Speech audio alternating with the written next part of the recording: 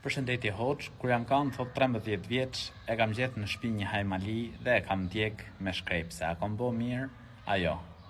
Përshëndetje, elus Allahun e lartësuar, që të ruaj dhe të mbroj nga çdo e keqe. Çfarë ka kaluar, tashmë nuk kthehet pas, gjithsesi ti e ke djeg, elhamdulillah. Por, në rast se gjen një hajmali, apo një nusk, ose diçka të ngjashme, e merr një enë me ujë të pastër, lexon të, pra, duke lexuar ajetin Kursi, 3 suret e fundit të Kuranit, merr nuskën ose hajmalin, pra dhe hapet duke lexuar Kur'an. Më pas futet e kjo ena që ke lexuar, pra uji i pastër që është që ke lexuar në të Kur'an, merr dhe fërkoi atë letrën derisa ti ik boja. Më pas merr dhe digje.